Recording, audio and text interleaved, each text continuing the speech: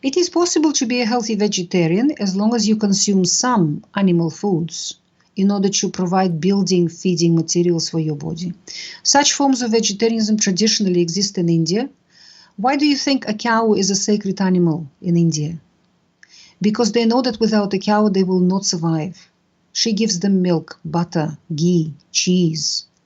These are the foods that build and maintain the physical structure of their body.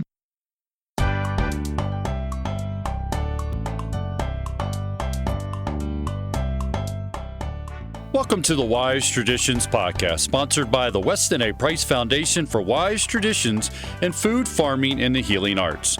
We are your source for scientific knowledge and traditional wisdom to help you achieve optimal health. I'm your host, Hilda Labrada Gore. This is episode 109, and my guest is Dr. Natasha Campbell-McBride. Natasha is an expert on gut health and has written the well-known book on the GAPS diet, Gut and Psychology Syndrome. Her latest book tackles the subject of vegetarianism. It's called Vegetarianism Explained. So we touch on that topic on today's episode. Before you hit pause, let me just say, Natasha is not against vegetarianism on the whole. She believes that plants are wonderful for detoxing our bodies. What Natasha does in today's episode is that she gives us up-to-date scientific information about how plants and animal foods work in the human body and how Mother Nature intends us to feed ourselves. It is a priceless discussion with this brilliant and well-spoken doctor. Before we get into the conversation, we want to acknowledge our sponsors. Wise Traditions is supported in part by Green Pasture. Green Pasture products include fermented cod liver oil, concentrated butter oil, and coconut oil in a variety of products and blends. Go to greenpasture.org. And Farm Girl Fresh, eating pure in a processed foods world. Visit farmgirlfresh.com. Welcome to Wise Traditions, Natasha. Hello, I'm delighted to be here. You are known as the expert on gut and psychology and gut and physiology syndrome. What made you write this book, Vegetarianism Explained? I had many patients and an increasing number of young people in their late teens, early 20s, who developed mental illness as a result of misguided vegetarianism. As a choice that they have made at the age of 15, 13, 14. And that spurred a very intense study into this area because vegetarianism is becoming popular. And many parents feel that if their child comes home and announces one day that she or he decides to become a vegetarian, they must respect it. And what I've discovered that vegetarianism, misguided vegetarianism, is becoming a major cause of mental illness and physical illness amongst our young people. And I started studying this and I realized that there is a difference in the way human body handles plant foods and animal foods. Mother Nature gave us two groups of foods on the planet. All the plants that we can eat and the animal foods, meat, fish, eggs, and dairy products. And all the energy on our beautiful planet is recycled. The only new energy that comes on the planet is the sunlight, the sun energy. In order to capture that energy and turn it into some solid matter that can be touched and eaten by something, Mother Nature created plants. Plants have photosynthesis, they capture the sunlight, and they convert it into a green mass that we can touch and we can eat. In order then for something else on this planet to benefit from the sunlight in the form of plants, Mother Nature created herbivorous animals. And in order for these animals to digest all the plant matter that they eat, Mother Nature equipped them with a very special digestive system called rumen.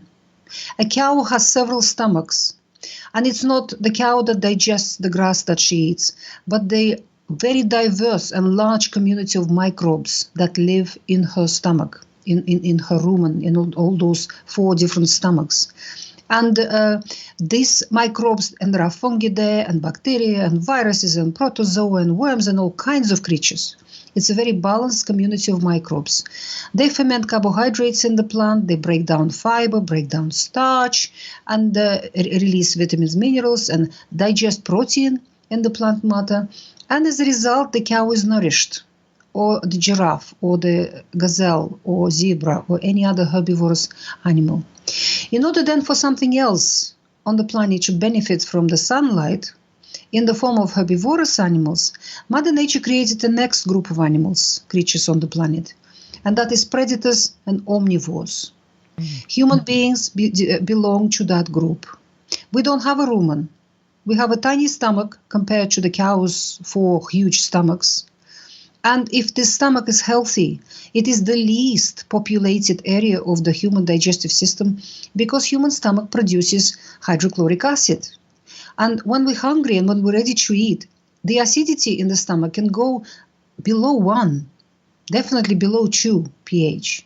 And that's a very hostile environment for any kind of microbe to get through. In fact, our stomach is a barrier for microbes that come into our bodies through food and water and drinks that we consume. This is exactly the same kind of digestive system that predators have, wolves and lions and dogs and cats, and many omnivorous animals. The only foods that our human stomach, the hydrochloric acid and the pepsin that is produced in the human stomach, the only foods that they can really break down properly and digest properly are meat, fish, eggs, and dairy. In order to digest plants, we need microbes because they are the only creatures on our planet who truly can digest plants. No other creature can digest plants on our planet, including the cow, including the herbivorous animals. It's the bacteria, the rumen that do that work for them. I see. So when we eat, the only foods that really, truly break down in our stomach are meat, fish, eggs, and dairy, animal foods. And then whatever's got digested in the stomach moves into the part of the digestive system called the intestine, where the bulk of absorption happens. So we absorb whatever we manage to digest and break down properly in the stomach. And that is, again, animal foods. Plants, when we chew them and swallow, they sit in the stomach and they wait for their turn. There isn't much digestion goes on in there, in the plant matter. So when the plant matter moves into the intestine, which is several meters long, not much absorbs from it. We can absorb some vitamins, some minerals, we can absorb phytonutrients and various other micronutrients. But when you look at the dry weight of human body, at the bulk of human body, majority of it is water, about 70%, but the rest of it, the dry weight, is about 50-50, protein and fat. And when we analyze that protein in our bodies, in its amino acid structure, in its biochemical structure, it is very similar to proteins that we get from meat, fish, eggs, and dairy. Plants are full of protein, but the protein in the plants has inappropriate amino acid structure for the human body. There is an excess of certain amino acids, there is a lack of other amino acids that our bodies require, and plant proteins are extremely difficult for human digestive system to digest, to break down, and when they absorb, they cause a lot of damage. The most researched plant protein is gluten. And I'm sure many people are aware that a large percent of people in the world simply cannot digest gluten, cannot handle it. It causes illnesses in them. And the more we research gluten, the more we realize that actually nobody can digest it. It's just that some people are symptomatic, other people don't have symptoms. But when we test them, we find out they're actually reacting to gluten, and the gluten is damaging them. You are making a strong case for the fact that our human bodies are designed similarly to the animals' bodies that are omnivores, not to those that are herbivores. Of course, absolutely. We cannot compare ourselves to herbivores. They have a very different physiology, and most importantly, they have a very different digestive system. That large belly that a cow has, 3/4 of it is the rumen. Those 4-chamber stomach that she has, enormous stomach. And all that bacterial and microbial mass that is sitting in that rumen breaks down all the plant matter for her. And it's interesting that about 70% of carbohydrates, all the fiber and starch and other sugars in the grass, these microbes convert into short-chain fatty acids in the cow, which are very saturated, fully saturated fatty acids. So a cow actually lives on a very high-fat diet. Herbivorous animals do. They live on a very high-fat diet. That's the shape and form in which these carbohydrates absorb in these animals. But when it comes to the human digestive system, the bulk of our microbial flora lives down in the bowel, at the end of the intestine, when it is too late to start absorbing food properly. because it's at the end of our digestive system. In a cow, her rumen is at the beginning of her digestive system, and then the absorption happens after that. In us, it is at the end, when it is too late. And whatever we haven't been able to digest and absorb higher up, lands in the bowel, and that's where the bulk of our microbes live, and that's where they ferment carbohydrates and break down fiber a little bit and work on the starches and provide some short-chain fatty acids for us, just the same way they would provide it in a cow. But coming back to the animal foods versus plant foods, when we look at the second part of the dry weight of the human body, the fat. Fat is a structural element of the human body. 50% of our dry weight is fat. When we analyze its biochemical structure, again, it is very similar to fats found in animal foods. It is very different from the fats that are found in plants. The fatty acids that are present in the plant matter are inappropriate for human physiology. They have the wrong fatty acid composition, the wrong proportions, and in tiny amounts and small amounts, they're good for us. That's why we can take them as a supplement, or when we eat plenty of fresh vegetables and fruit, we get them in a natural form, and nuts, we get them in a natural form. But more than 90% of those 50% of dry weight of the human body, the kind of fat that is there in our structure, in our muscles, in our bones, in our brain, in our endocrine system, in our heart, in our lungs, and all the other bulky, heavy organs that we have, their biochemical structure is almost identical with the lamb fat, beef fat, duck fat, goose fat, butter, cream, cheese, and animal foods. So only protein and fats from animal foods are appropriate for human physiology. They are the substances that digest properly in the human stomach, absorb, and then build our heavy structure, our heavy physical structure. On top of that, what we need to understand that all of our lives, no matter how long we live in this world, human body renews itself. Cells in the human body get old, they die, and new baby cells are born all the time to replace the old cells, the worn-out cells. This wonderful process is called cell regeneration, and that's what rejuvenates us and allows us to heal ourselves and maintain our own bodies. Building materials are required: quality protein, quality fat, and they can only come from animal foods. So when it comes to feeding and building the human body, only animal foods are suitable. What are the plants for? The plants are unable to build the human body or feed it to any large degree, but they're wonderful cleansers, and that's what Mother Nature gave them to us for.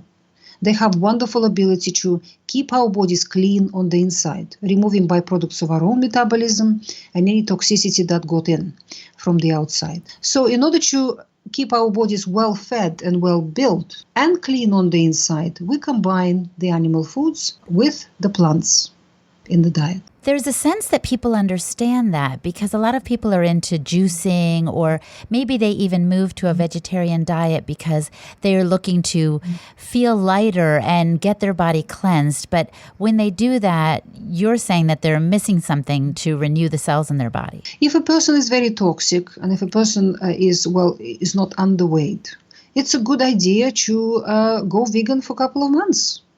Veganism is not a diet, by the way. It is a form of fasting. I have a chapter on fasting in my new book called Vegetarianism Explained, where I define what fasting is, what varieties of fasting there are, and how to come out of a prolonged fast.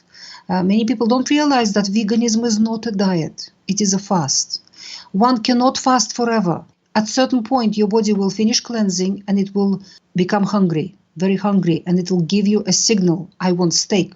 I want a pot of cream, I want fat, I want cheese, I want eggs. Problem is, many people choose this lifestyle for emotional reasons, religious reasons, and other reasons, and they override that signal.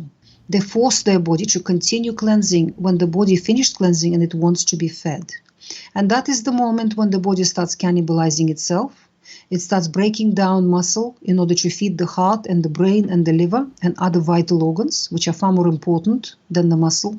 It starts breaking down bone. It starts breaking down other tissues. That's when these people start developing chronic illness.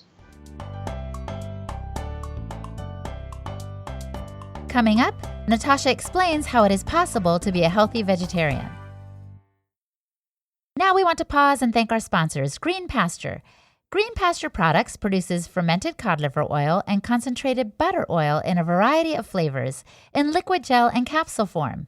They also offer organic virgin coconut oil, virgin coconut ghee, and a complete oil blend that includes all of the nourishing oils. Lastly, they produce skincare balms and various byproducts that enrich the soil and feed of farm animals. They have just about everything. I use their products every day. Go to greenpasture.org. And Farm Girl Fresh, eating pure in a processed foods world, educating people on how to have a healthy lifestyle through eating pure food.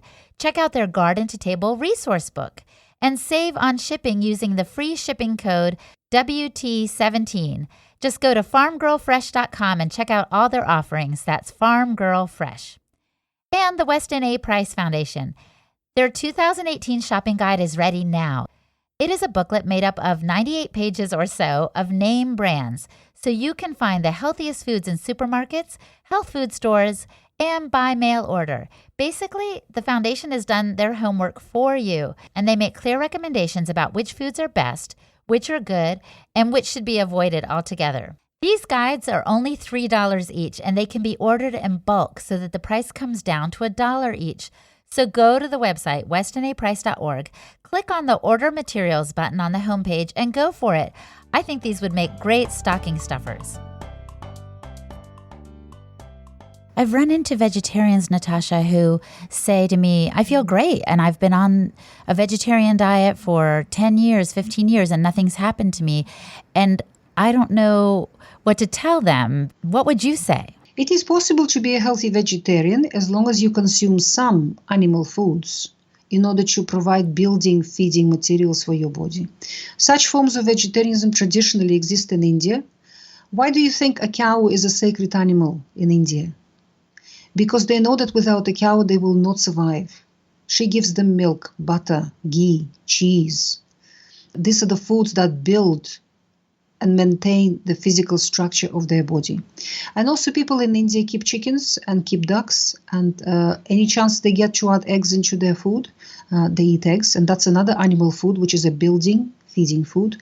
And also traditional vegetarianism in India is not a choice. It was created out of necessity, because there are so many people in India. If they start eating their animals, they will probably eat them all in 2 weeks. There'll be no animals left in there. So when they get the chance to eat meat or to eat fish, they don't pass that chance. They eat it. And people who live on the coasts, fish is their staple, absolute staple. That is the big part of every meal, breakfast, lunch, and dinner is fish. They eat a lot of fish, seafood. It's only people who live inland and who don't have access to fish or to meat. And so they keep cows, they keep goats, and value their milk very much, and they eat eggs, these people. So that's the traditional vegetarianism. Problem is that at the beginning of the 20th century, people like Pritikhin and his group, who wrote very powerful books about veganism and plant-based lifestyle, those books got into India, and based on those ideas and ethical paradigms and ideas, groups started appearing in India who started becoming vegan for ethical reasons, as they say. And there is a huge amount of propaganda in the books saying that veganism saves the planet and is kind to animals and so on and so forth. All of those statements are wrong. I have a large chapter in my book where I explain every point, that it is literally is based on ignorance and based on poor understanding of how things really work in this world. Can you elaborate on one of those points? Because it is a confusing topic. People think the best way to save the planet is to have less animals and to eat less meat. But you believe that's wrong-headed? Absolutely.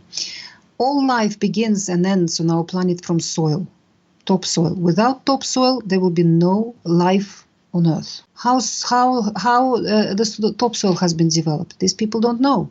They haven't studied that. Without animals, there can be no topsoil. Animals, particularly herbivorous animals, have created topsoil on our planet. They are the creators of it. They take the plant matter that falls on the ground and they incubate it with microbes, good microbes.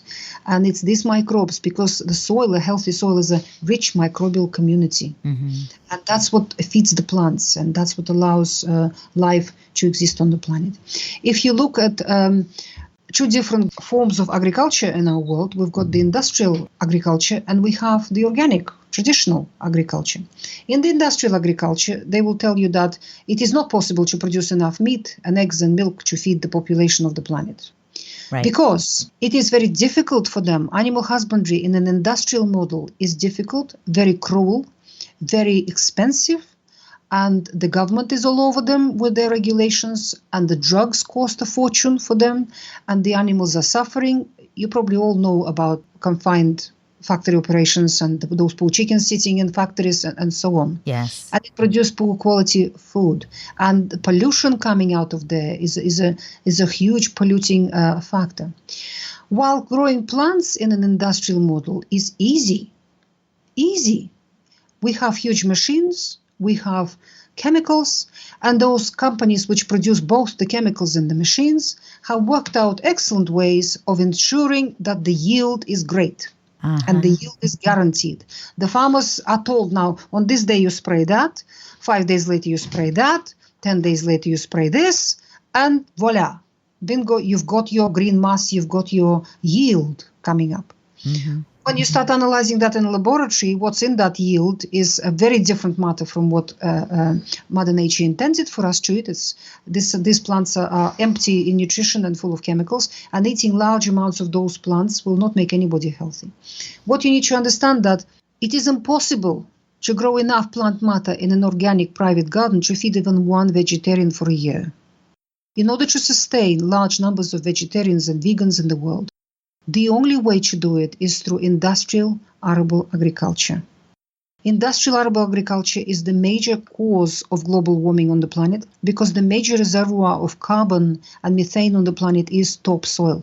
Every time we plow and apply chemicals, whether it's fertilizer or pesticides, we destroy the soil and we release that carbon into the atmosphere. The major cause of global warming is arable industrial agriculture, growing all those plants for those vegans and vegetarians to eat. That's so interesting that you say that, because I remember interviewing someone who said agriculture is violent against the earth. And in the definition of conventional agriculture, it's especially so. Not especially, it's exclusively so. And as the soil gets destroyed, carbon is released, and the soils cannot hold water because a healthy soil is a sponge. It can hold 20 times its weight in water because humus is pure carbon, pretty much, and it's like a sponge. And we have an increasing problem with flooding every year. Why is that happening? Because of arable industrial agriculture. They destroy the soil loses its microbial community, it cannot hold water, it turns into dead dust, basically. And all the rains run off those fields and flood the towns and cities downstream, where a proper pasture, a proper piece of soil will hold 20 times its weight in water. It can hold all those rains and will not release them to flood towns and villages downstream. When it comes to organic natural agriculture, the true swap, it is easy peasy to keep animals in an organic model. All you do, you provide them with the natural habitat that Mother Nature designed them to live in, pasture. Chickens should be on pasture because chickens eat a lot of grass and they eat worms and they eat insects. That's their main diet, not grain. Grain is bad for chickens, bad for cows, bad for sheep, bad for pigs.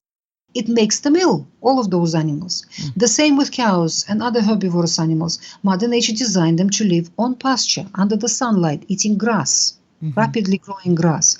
And every time animals are moved from a patch of grass, the humus proportion in there grow rapidly and the topsoil grows. It becomes thicker and thicker and thicker. It's quite a complex process. I haven't got time to explain it here. Right. I've explained it in my book, and Alan Savory and Savory Institute has researched it particularly well, how grasslands and herbivorous animals interact with each other to build topsoil on the planet, to capture carbon from the atmosphere. And this same group of people have calculated already that if we converted even a half of all arable fields in our modern world back to pasture, we will reverse global warming in 15 years. Not just slow it down or stop, reverse it. capture all that carbon out of the atmosphere, return it back into the soil, turn it into humus. And humus is a stable carbon compound. It can stay stable for hundreds of years, holding all that carbon in the soil. But of course, every time we apply agricultural chemicals and we plow and till, we destroy humus, we destroy microbial community, and we release all that carbon back into the atmosphere. So there is nothing kind to the planet or to the animals in a vegetarian lifestyle, because the only way to sustain large groups of vegetarians and vegans is through industrial arable agriculture. Organic agriculture cannot simply do that, because animals and chickens and egg production, milk production, meat production is easy in the organic agriculture. You provide them with the proper habitat and the animals take care of themselves. And it rains for free, and the grass grows for free, and the pasture grows for free, and the soil grows for free, and the worms multiply for free in the pasture, and all those microbes that chickens are pecking and the animals are consuming. While growing plants organically is very difficult. Anybody who's got an organic garden will tell you so. The yield is completely unpredictable, very vulnerable to the weather, to the climate, to pests, to birds, to animals, to anything that it just, when you start growing your own vegetables in an organic garden, you realize that nature doesn't want us to grow vegetables. Because it is hugely labor intensive. It takes about 20 times more time and effort and labor to actually grow a bed of carrots than get eggs every day and milk every day and wonderful meat organically. Where in an industrial model, these two things swap. Plants are easy peasy to grow. The yield just comes out there looking all verdant green, full of chemicals, of course, and empty in nutrition. But nobody's measuring that and nobody's looking at that. It just looks beautiful on supermarket shelves. And all these vegans and vegetarians think, oh, wonderful, we've got this abundance of vegetables. These vegetables are not properly grown. They are not the kind of vegetables that Mother Nature intended for us. These are chemical concoctions full of toxic chemicals and empty in nutrition. Eating large amounts of those things will not make anybody healthy. So there is nothing healthy in a vegetarian lifestyle based on industrial arable agriculture. Yeah, what you're saying really resonates with me. It seems to be three things. It's not kind to the planet, it's not kind to the animals, and it's not kind to our own bodies. We're kind of coming full circle since we started out talking about how you've seen a lot of patients who struggle with mental and physical illness because of this vegetarian lifestyle. I have seen so many youngsters who started off being healthy children, completely healthy. Played sports, did well at school, had friends, had a lovely life. And then at the age of 13, she decided to become a vegetarian for whatever reason. And from then on, it just slides, and these girls and boys destroy their lives, completely destroy themselves, physically, mentally, in every possible way by this life choice. In order to be a healthy vegetarian, you have to know what you're doing. And you have to put a lot of study into it. And you must have some animal foods present in your diet in order to provide building, feeding blocks for your body to maintain its physical structure. If you don't, then that's a sliding, slippery slope to illness. That is a powerful statement for people to consider. And I want to wrap up now, Natasha, by asking you, if the listener could do one thing to improve their health, maybe even in relationship to what we've been discussing, what would you recommend that the listener do? Stop eating processed foods, start cooking. Learn to cook. Very simply and beautifully said. Thank you so much for your time today, Natasha. We appreciate you very much. That's a pleasure. Thank you very much. Thank you for your work. My guest today was Dr. Natasha Campbell-McBride. To learn more about our topic, visit her website, vegetarianismexplained.com. And for an overview of today's discussion and links to resources mentioned on the show, just go to the westinaprice.org website, click on the tab for blogs and podcasts, and find the show notes for episode 109. Hey, and a big thank you to my friends at Podcast Village. Charlie, Bernie, Rob, Oscar, you guys blow my mind. You are great at what you do. So you guys check them out. These gentlemen are pros when it comes to training, producing, and promoting podcasts. Check them out at podcastvillage.com. And a special thanks to my editor, Joe Ennis, and the team of interns who help with the show, Cynthia Castro Cohen Enriquez, Joy de los Santos, Alexma Alvarado, and Elise Sacante and Lily Hanft. Thanks also to Amy Marvin for her help transcribing episodes. Hey, and don't forget to look for me on social media at Holistic Hilda on Twitter, at Holistic_Hilda on Instagram. I would love to connect with you over this episode or just to get your feedback in general on any topic pertaining to holistic health. Thanks, you guys, and keep on listening. Did you know that there are Weston A. Price Foundation chapters all over the U.S. and around the world? Chapter leaders help you find good food in your area, and some have meetings you can attend. Go to our website, westonaprice.org, and click on Find a Local Chapter to see if there is one near you. Wise Traditions is brought to you by the Weston A. Price Foundation for Wise Traditions in Food, Farming, and the Healing Arts. The content of this podcast is provided for informational purposes only and is not intended as a substitute for medical advice.